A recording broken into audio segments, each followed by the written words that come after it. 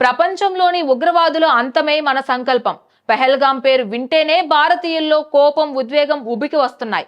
భార్య ముందే భర్తను, కొడుకు ముందే తండ్రిని మతం పేరు అడిగి మరీ చంపేశారు. ఈ ఘటనతో మనందరిలో బాధ, ఆవేదన, ఆవేశం కట్టలు తెంచుకుంటున్నాయి.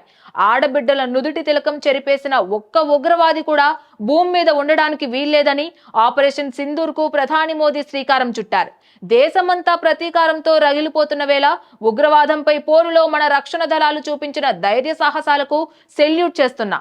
దేశమే గర్వించదగ్గ సైనిక దళాలు మనకు ఉండడం అభినందనీయమని ముఖ్యమంత్రి చంద్రబాబు పేర్కొన్నారు. ఆపరేషన్ సింధూర్ లో మన సైనికుల ధైర్యం చూసాం. మనం తయారు చేసుకున్న ఆయుధాలను చూసాం. మేం ఎవరి జోలికి రాము, ఎవరిపైన యుద్ధం చేయం. తీవ్రవాదులు మా దేశానికి వస్తే మాత్రం మీకు అదే చివరి రోజని హెచ్చరిస్తున్నా. మనందరం ఎలాంటి త్యాగాలకైనా సిద్ధమని చెప్పాల్సిన సమయం ఇది. ఇలాంటి సమయంలో బలమైన నాయకుడు ఉంటే సరైన నిర్ణయాలు తీసుకుంటారని మోదీ నిరూపించారు అని చంద్రబాబు తెలిపారు. ఆపరేషన్ సింధూర్ లో ప్రాణాలు కోల్పోయిన మురళీ నాయక్ కు జోహార్లు. తన త్యాగంతో చిరంజీవిగా మిగిలిపోయిన అమరజీవి మురళీ నాయక్. అతడి స్ఫూర్తిని మనం ఎప్పటికీ గుర్తు పెట్టుకుందాం. మనల్ని, దేశాన్ని కాపాడేందుకు ప్రాణాలు అర్పిస్తున్న జవాన్లు అందరికీ కూడా చేతులెత్తి నమస్కరిస్తున్నాను. వాళ్ళ పోరాటం వల్లే మనం క్షేమంగా ఉంటున్నాం. మన దేశ గౌరవం, బలం, బలగం మన సాయుధ దళాలే అని చంద్రబాబు చెప్పారు.